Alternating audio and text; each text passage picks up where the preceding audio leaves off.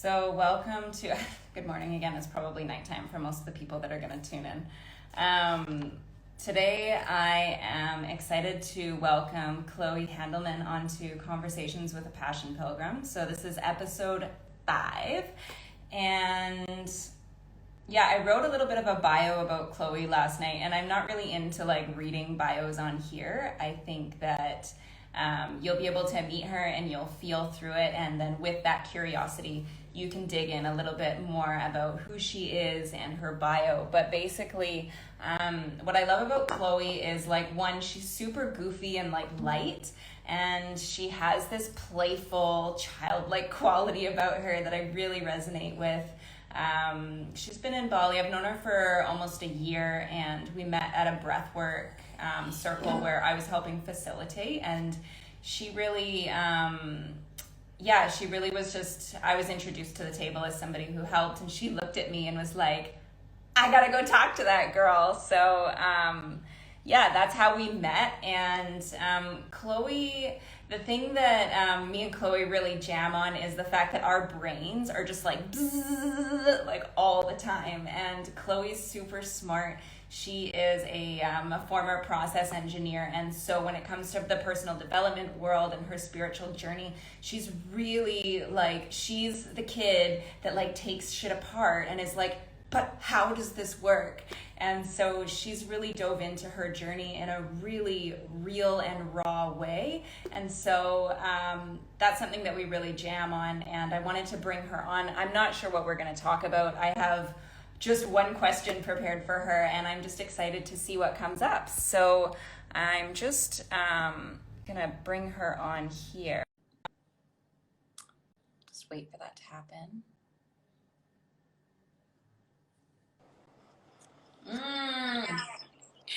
Hello. Hey, buddy. Hi, buddy. How are you? I'm good. I always forget how it's like I know. for the co-lives. I know. I'm so thirsty right now because I went for a really long run this morning and it's so hot out. I have been locked in my room, and the humidity is just, it's out of this world. Yeah. So, thanks, Jess. It's a filter. I'm not gonna lie, I put a filter on for the Instagram live. Give me a nice tan. That's the one thing that I love to like kibosh about people that live in Bali, because like people that are back home are like, oh yeah, you're living the best life, and you're like, yeah, but I spend like 8 hours a day like dying and like escaping in the AC. So we actually spend a lot of time in our rooms over here, which is kind of a funny journey in itself. So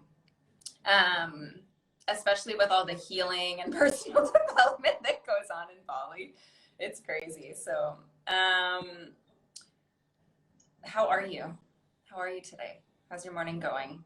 You're fucking busy. Yeah, I'm a busy week. I'm leaving next week, so I've got like everything stacked up. But I had a training this morning. I'm in like a master practitioner training, and my trainer is on the East Coast of the States. So I thought my training, and we had a makeup call, so I thought my training started at 6 a.m. and I didn't get to bed till like 12:30. And so I wake up, like get up to the table, sit down, and then like the meeting's like not starting. And I was like, what's going on? And I realized it's an hour later. And I was like, great. It's like back to sleep. I like went back in my bed and it's like got like 30-minute power nap. But so it's been one of those mornings, but I'm so unbelievably thrilled to be on. I love talking with you, and I love what it makes me feel like when you and I jam and when you and I chat. And so I'm just really thrilled to be here, and I'm just honored for you to have invited me today. So thank you. Of course. I love your little face so much.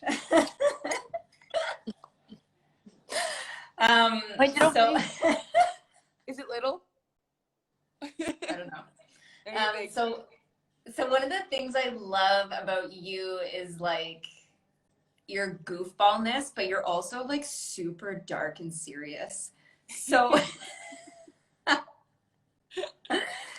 I'm one of the questions that I want, that I have of you, the only question that I've prepared, is, you know, in your bio, like you have like a really cool bio because it talks about like, I'm a process engineer, like total masculine left brain, or is that right brain? I can't remember. Anyway, and then, and then, and like the part of you that I know is the part that like you'll read scientific stuff and be able to like just talk about it like it's normal because like that's what you're used to reading. And for me, I'm like a little bit more of a fairy, and like the scientific big words don't really stick with me, but you're like, yeah, totally, blah, blah, blah. And I'm like, fuck, you're so smart. And then at the same time, your emotional intelligence is really high. You're like super aware of what's going on in your body, and what's kind of like happening in your brain, you know? And I find that to be a really cool insight because, you know, and then we've also talked about certain mental health things. And I think what I want to know is, you went to college, you became a process engineer, or university, I don't know what you guys call it in the States, which one it is. Anyway, you have like all this education to be a process engineer. You had this great job and you decided to travel the world. And then within that, you have like just dove into the world of personal growth and development. And so that is like totally the opposite direction, but I know you're going to bring it together, and I want to know how this relates and why. Why did you do that? I think I'm obsessed with this question, and I think it's hilarious that you ask it because, like, get me a couple, like, beginning of this year even, I would have been like, why are you asking me this? I don't know the answer, right? And, but now it's like I'm at such a different place, but so like, okay, wait, the question specifically, right? So you said, my brain just like how did you get from process engineer to like personal growth? Okay. That's where I thought we were going to. So yeah, my whole life has been a process, and I think I didn't realize it at the time, but like, I've always been obsessed with understanding like how things work and like really making systems for things and making processes for things. And like, I like systematized my life to the point where I was like 5-minute increments back in college, like, and even in, when I was working in corporate for a little while. And the thing that happened for me was there was like just this realization finally that, I mean, I was smart. I was the good student. I did know how to do all the things. Like, I followed all the rules. And then yet I get to where I was going, and I sat down in my corporate, the highest paying like starting salary that I could have like found as a new grad. And I sit down at the table and I was like, this isn't what I want. And I was like, well, that doesn't make any sense. Like, I did all the things. Everyone said this is what would make me happy. And so for me, like, that was really alarming. And it was really alarming for me when I sat down there, and like, I had fortunately been able to travel prior to that, and traveling kind of opened my mind up to like this whole, and I know this is kind of like the story, like traveling opens your eyes up to like, there's so many other opportunities out there in the world, and there's so many different ways of doing things. And I think not only that, but it was meeting the people who were just so happy with not having a resume, right? Or like not talking about their resume, not talking about work, not talking about their job, or, you know, what corporate ladder they were going to climb. And for me, getting back into corporate, like, I landed back in the States for my international travel. I like go to my job, and I was like, oh my God, like, right. And so it was really not there for me.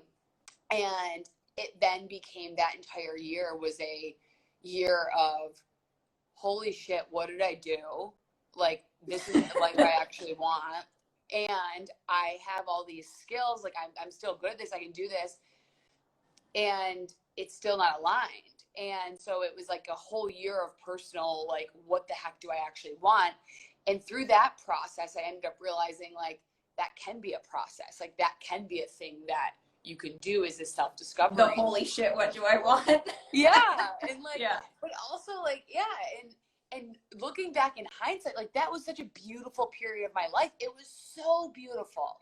And I, the whole time, was miserable, hated it, thought something was wrong with me, had like crippling anxiety, miserable. Did I say miserable? Like I had like I threw my back out. I had acne. I like literally just was depressed all the time. And like looking back now, I'm like, I wish I had realized it as like, wow, how cool and expansive. And so as I then stepped through quitting my job and traveling and still finding this misery like following me around, like I'm still don't know what I want, I realized like, wait, no, this is the thing. This is the process. This is the fun. Like this is the coolness. This is what I got put on this planet to do, was to just be me and to like to grow and learn. And what a concept. Yeah. And to be in my process, right? Yeah. And then what ties, I think, the two of them all together that I can say now is that because of the way my mind works and because of the way that I am able to learn and see things as process and like really just get into things, I can now support other people in doing that, because I can really, I've experienced some of it, but then I can also like learn the things that help other people and be able to like download, articulate, and model and support, right? Like if there's just the audio, you're not going to get all of the, you know. I know. I totally get you. But yeah, so like now I'm at a point where I do see the worlds bridging, and I do also see the worlds bridging in the sense that I can look back and I can see other people who are still in these roles or who still are in the mindset that I was in, where I couldn't really see that the process was beautiful. I couldn't really see that there was internal resources that I could leverage, like thought work and subconscious change work and breathing, that like literally could support me in being in my process and enjoying the process and enjoy life, like enjoy the whole thing. So yeah, awesome. That's kind of how long-winded. It was awesome. It was perfect. And like, honestly, it's so funny because a couple of my homies are listening right now, and they're just like so many comments about like loving the hand gestures. Like, and I was like explaining the brain, and they're like, we totally get it. We totally get it. So it's awesome because, you know, it really speaks to the creative aspect of the engineering brain. I mean, even though you come from a very like masculine environment, there is such creativity in your processing of creation, of your life creation. I have a very candid question for you that came up, and you can give me a ballpark, but at the moment that you realize, oh shit, I've invested all of this time and money in my education to be this awesome like engineer, like thought I wanted to be this thing. And then, of course, there's the anxiety around all that time and money. So let's talk about how much time and money did you invest in that for the people out there that are going through like the holy fuck? Oh, God. Well, I mean, time, 4 years of university, but then, I mean, you talk about all the high school, like I was taking college level courses in high school to prep me for the nerdy stuff. And then every summer I had an internship every summer. I never took off. I did I did a full-time job co-working for one of the semesters while taking classes. So, I mean, 4 years cumulatively with that.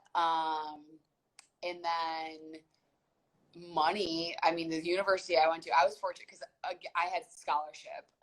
So I was fortunate, and my parents also helped support with some things. And so But your parents' money, that's probably even like worse.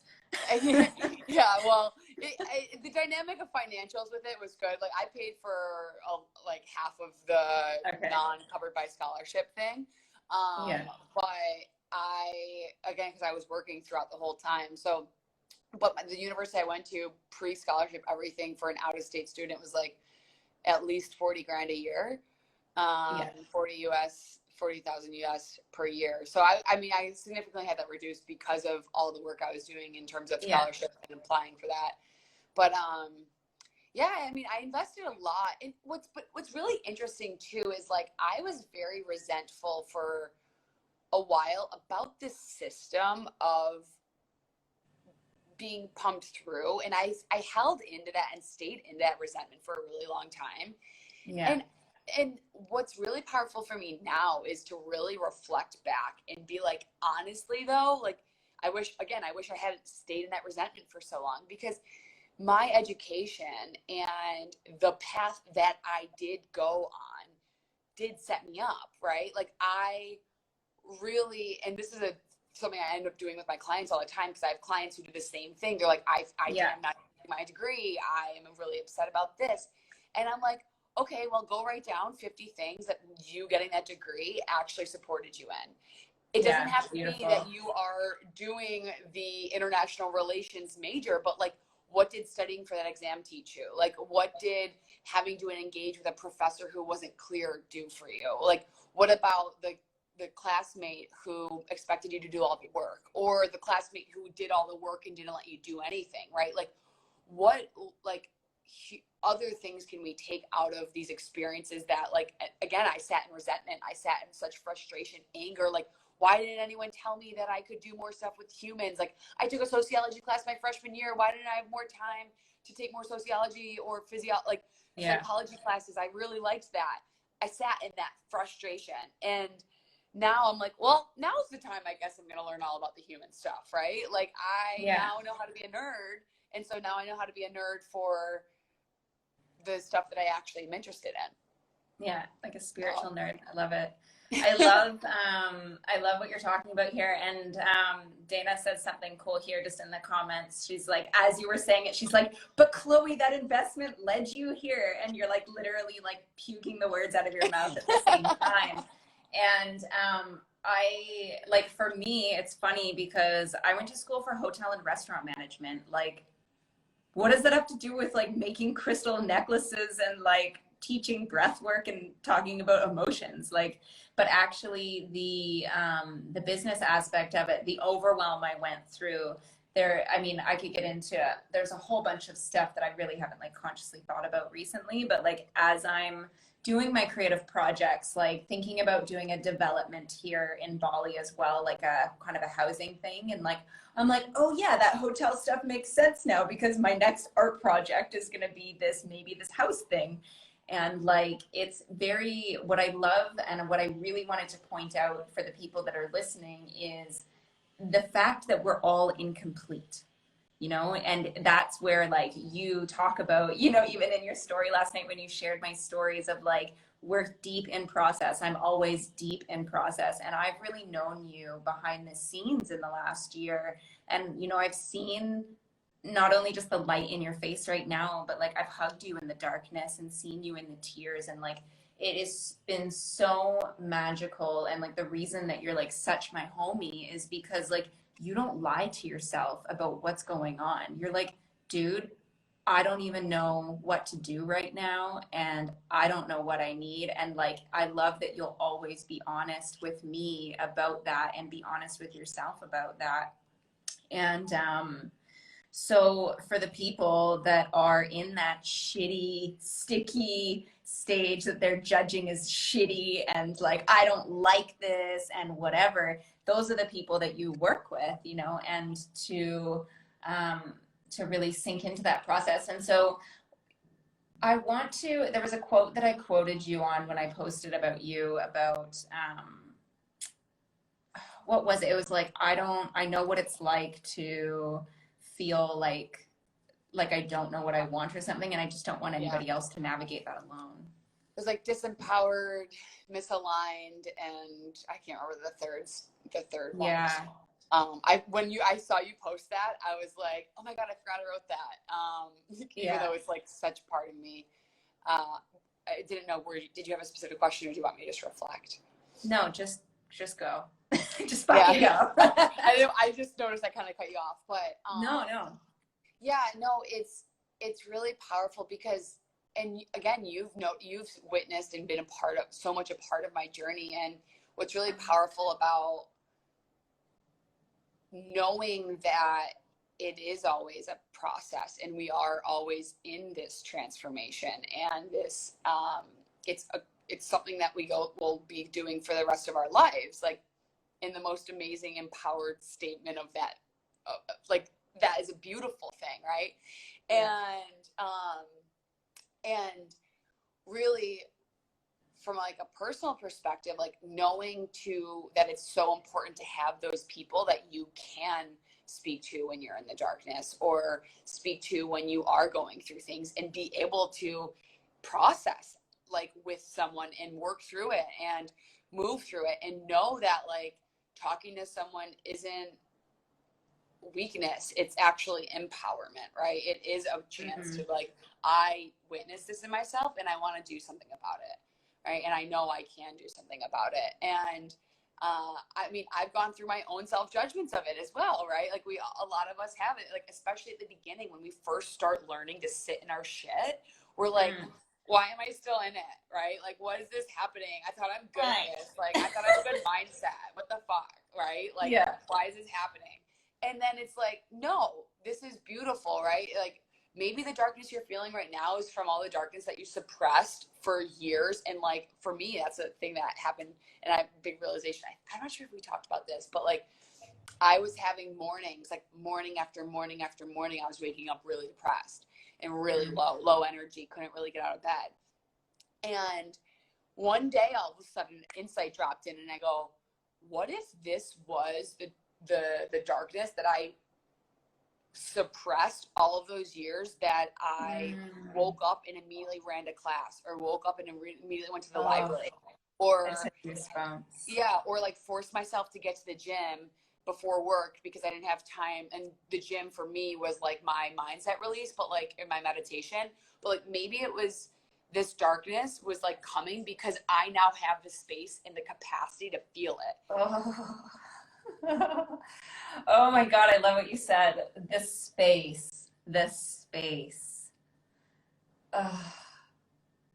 It's like going to the movie and seeing like a sentimental scene, and like all of a sudden you're like hysterically sobbing. You're like, why am I crying? This is like not that important scene. It's because you gave your body a chance to release stuff that you had been blocking from releasing for so long. And because in the movie theater it's like an excuse to cry, all of a sudden you're crying and you're like, why am I crying? I don't understand. It's because you let your body feel safe enough to express what it needs to express. I love this. This is a perfect way to, speaking of feeling safe in our bodies, you know where I'm going. Let's talk about breath work.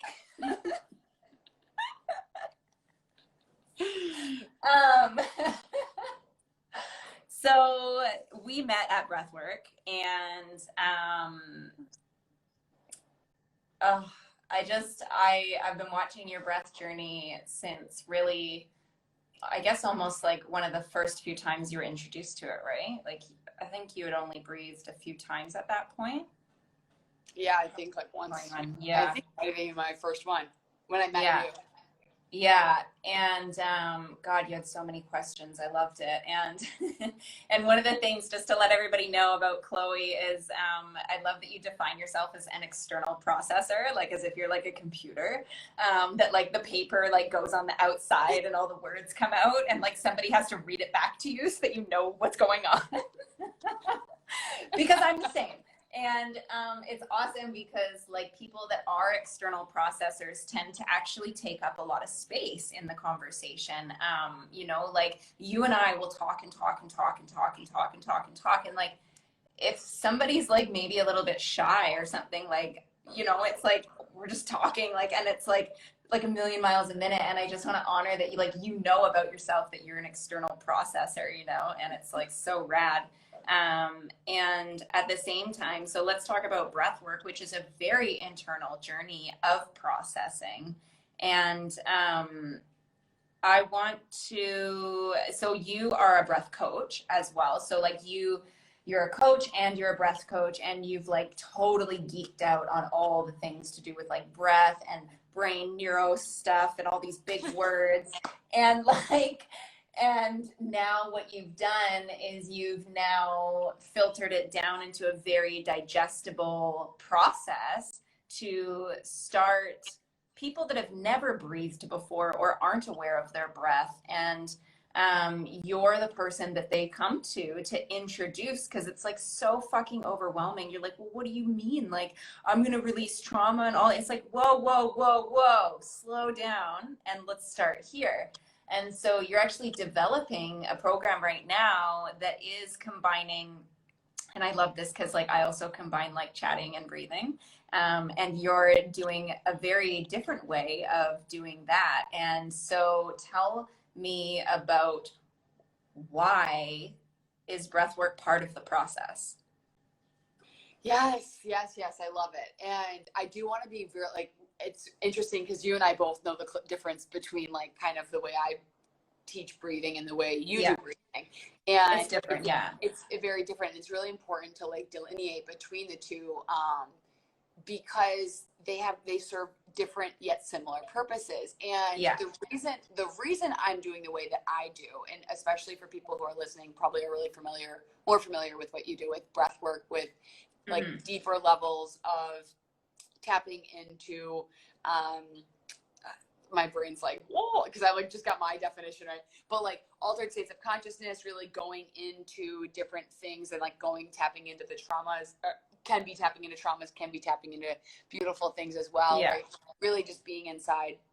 What would happen with me was that I was doing a lot of that, like going through breathwork journeys and whatnot, and it's powerful. It very much so is. But what I was personally needing and seeking was a real-time tool that I could access anywhere, anytime, whatever's going on. Where with breathwork, I love it again, but like if I'm in the middle of a meeting and I start feeling anxiety, I'm not going to go lay down in the middle of the floor and do a breathwork journey. Like, for like an hour and a half. It's not really possible. But with breath coaching, I could do a physiological sigh, which immediately offloads stress, which is double inhale, full exhale. So immediately do it 3 times through, immediately will offload your stress. That's actually part of, I have a breath challenge going on, and that's one of the days. So if you want to get in on that, first link in my bio for the and let's actually just pause here and actually give attention to this, because I was talking on my story yesterday about, because I'm going to do a breath, like different style of like morning routine breath sort of thing in the new year. But for those who are keen right fucking now, like go to Chloe's link in her bio, and she has a 5-day challenge where she's going to walk you through some stuff. So I know people are like already signed up for my workshop that I'm doing in a couple weeks, and they're really like excited to start getting into some of this stuff. So like, yeah, she's offering this wicked free challenge. So like you can breathe every single day. So you don't have to just wait till January. So like go and check Chloe out and join her thing. Cause I just wanted to give some like real promo time to that for a second, because I love that you're offering this free thing. It's 5 days. It's not even a week. Like, come on, guys. So.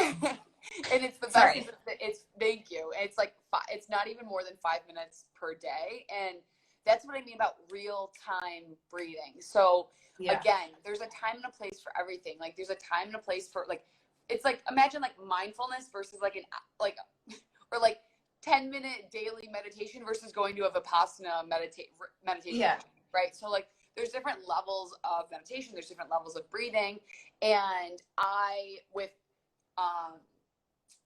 breath coaching, and again, that's kind of where I am into, right? So I am doing things with breath coaching to support originally it was to support myself real time with finding some things that would help me manage different emotions, shift out of different emotions, this, that, and the other.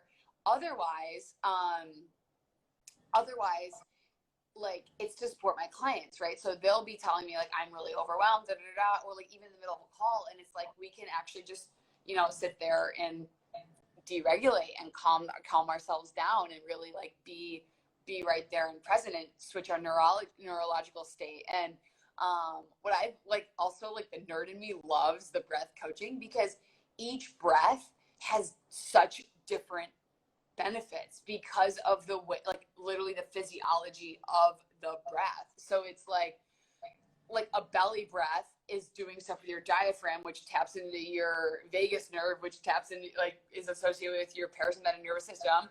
Whereas like Nadi Shodhana is like to do with the erectile tissue within your nostrils, which stimulates alternative sides of your brain, which, you know, so it's like, I love that. You lost me at erectile tissue though. I just heard a podcast about it and I wigged out. I was like, no way. There's erectile tissue in your nose. Just fun fact, erectile tissue in your nose that naturally one side or the other becomes engorged throughout the day. So like, yeah, you know, like you get a like nose every 90 minutes or something, right? yeah. Nose boner. And oh my God. And so like, by that happening, it automatically forces more like oxygen through the other nasal passage. So it stimulates the other side of the brain. So like when we do Nadi Shodhana or Surya Bhadana, Chandra Bhadana, like you're forcing the airway to happen, but like naturally it's already happening throughout the day. So, but it's because of erectile tissue in your nose. Yeah. I love that. Oh, cool, right? Like, and it's funny because like these breaths have been like, I've learned them in yoga class for like gazillion, like forever, and it's like for thousands of years people have known that there's some weird erection happening in your nose and that needs to be like calmed down or satisfied. Yeah, and again, and that's why, like, okay, talk about like the process and stuff for me, like why I think this is so cool is I've always been open to like spiritual stuff. My mom always had crystals and stuff, but she wasn't like, you know, the stereotypical like hippie mom, but she like was very aware. She had a meditation. She would talk about meditation, whatever. So I wasn't against it. I wasn't like, oh, anti woo woo, but like obviously my background was grounded in science. And so like when I learn woo woo stuff, I really feel into it. Like I love it. I could listen to Gabby Bernstein, Abraham Hicks, all these people.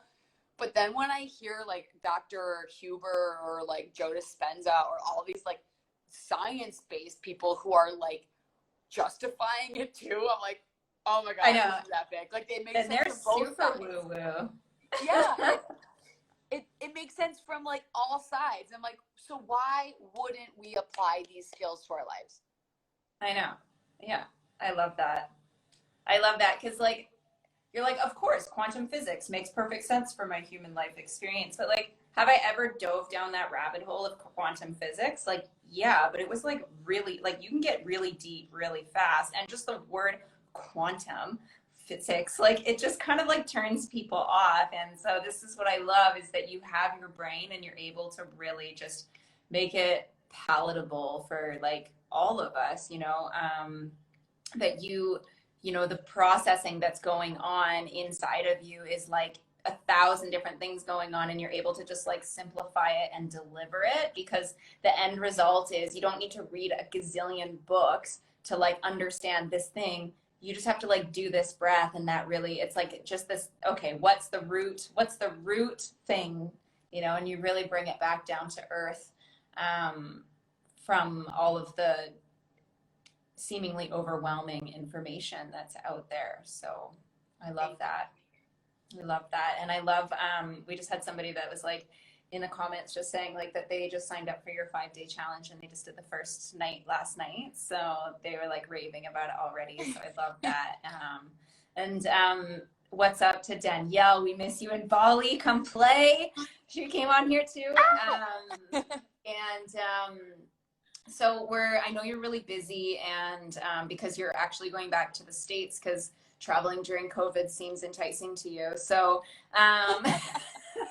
my family after a year and a half is enticing. I know. I'm so proud of you, because that is like a daunting decision, you know, and it's a really courageous act to not only, I mean, there are some people like the more nomadic souls that are traveling during COVID, and it's, you know, of course it's a little bit more or a lot more inconvenient, but it's possible, you know. And so I love that you're just really like, yeah, this is fucking possible, you know, and you're gonna do it. And not only that, but just the grounding aspect of the importance of seeing your family after you've been through so much transformation, you know, and you've been traveling, and then also you miss them, that grounding back down at home.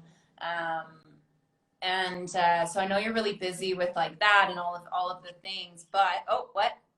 I have something. I have a couple points I want to make on this. Just yeah. because, so that's what I want to say. Is like, what do you want to throw down before we get off? yeah. Well, there's like something I just want to say about the making the choice, and I am someone who is getting better and better at being more certain and more decisive, just as I think many of us are in the world. But yeah, it's like definitely a quality of mine that I continue to progress on. But and it's really powerful about stuff that I talk about in terms of like authentic success and like in my coaching programs as well, because what happens is our values shift sometimes, and when we don't align our mindset and our beliefs around that, that's where we feel this major disconnect in our world. And what happened to me was my values shifted in this, like in the indecisiveness, and what I was it only took me a bit delayed on recognizing that my values had shifted. And so I felt this misalignment, and my values had shifted because I need to see my family. And I was like, what's wrong? And I wasn't admitting to myself that I needed to see my family. And once I made that like admission and like really, and then it was just allowing myself to get behind my decision, because everyone in the world was like, why would you do that right now? Bali's the best place. Like, everything's shutting down in the States. And I was like, it doesn't have to make sense. I'm being called to go home. And if I go home and the proverbial shit hits the fan, I'm meant to be there. Like, I don't know what else to say. Like, I need to be home at this point. And that's one point I want to make. So like, just really checking in constantly and things, and like what actually is right in the line for you, because everyone's going to have their opinions. And this was a big example for that. But another thing you were saying about like traveling being very inconvenient, and something I've been doing every day is visualizing and having gratitude for every person in the process of me getting home, and really like tapping into appreciative energy, because I can already tell all the people who would annoy the crap out of me, like all the checks and all of the like all of the stamping the papers, and like being all the confusion, and everyone who's gonna whatever. And so I've already gone through like multiple times and like looked at the people and been like, they have a job right now. How cool is that? Like, they're trying to get me on this plane. Like, they have to do the process that, right? And everyone's model of reality is different. Everyone has different beliefs right now. So like, even if I don't believe the same things that other people believe this whole journey about anything, they're standing in their truth. I'm going to stand in my truth, and I'm going to just have the best journey home that I can have, right? And even when I am home, like, I get to choose the outcome of the situation. So I want to make it a good and aligned decision. My favorite thing, my mom asked me, she goes, well, Chloe, like, she's just going for like worst case scenarios, which was good. I need to run through some of them. And so she was like, well, what would happen if you got stuck in Qatar, like at Doha? And I was like, oh my God, that could be a thing. Well, yeah. So she said that, and I go, well, I guess I'd make a lot of friends at the airport, because like we all get stuck there, right? Like, whoever I'm else with, like, I'd have a lot of people with me, so I'd make friends, right? Like, I can't. It's 15, and the chances of that, I have a 3-hour layover. Like, okay, you know. So just a little couple tips of like, when you're going through something that's like a holy crap hard decision, like, we can make it a beautiful process and like a growing experience, and really ground you more in gratitude, ground you more in connectedness. And it doesn't have to be turmoil, despite the fact that the first couple of days for me, it was like, ah! And then it's like, oh, how am I going to make it great? Yeah, and that's the process too of like the initial anything that happens, there's the occurrence, the shock, and then you like, you process it a bit and then you like it like kind of settles and then you kind of like integrate it, and the flying home is integration. And I love the thing that you really brought to light here was let me get I like lost my thing. You were talking a lot. Oh, you're really talking about loosening the grips and just really allowing and really accepting. And I think when it comes to the sticky process of being lost, of being in anxiety, of being in darkness, of being in any of these things, there is this grip of wanting to change it. And you like fully talk about the importance of just letting go and just letting it happen. And then again, reconnecting to the beauty of the moment because you can't change it. And I mean, that is the theme of 2020, you can fight it and you can live in that fight, or you can create your own freedom in the complete surrender to the process and then spend the energy somewhere fucking else. Like I just love it. So And thank you. I love, like, you just said that in the most beautifully put and eloquent way. And then the whole time my brain is just like what my coach says to me, Chloe, loosen up your butthole. Like, chill the fuck out. Like, she literally has, because like I don't react to things that she says, so she has to get like pretty extreme. And like that she literally has to say that, like, she's like, chill out, like, right? Like, just to like surrender, right? And so for me, you're like saying like, oh, this beautiful way of letting go. And I'm like, I'm just imagining just being like trying to like loosen up my cleavage.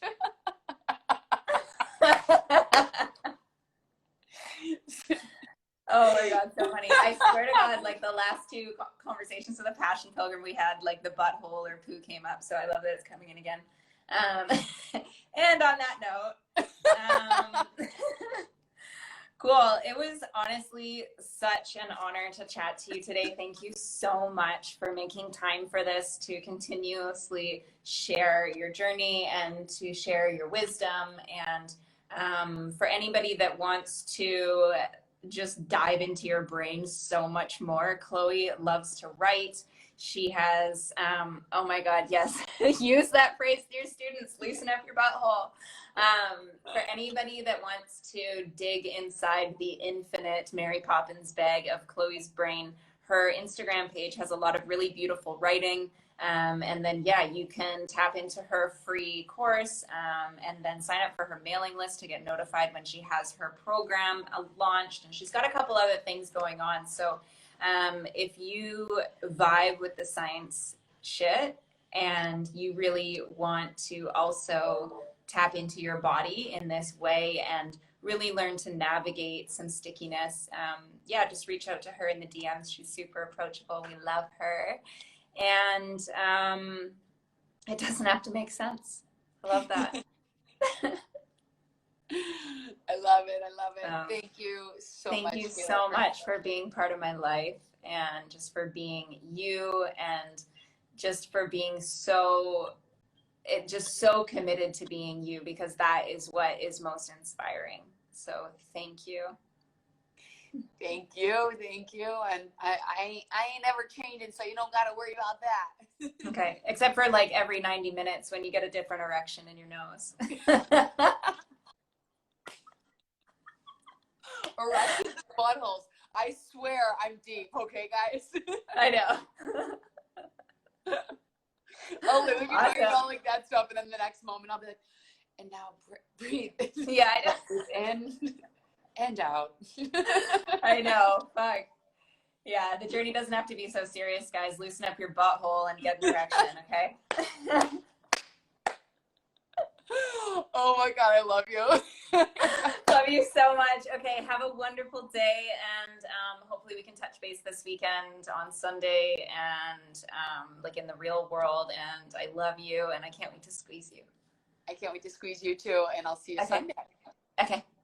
Bye. Bye.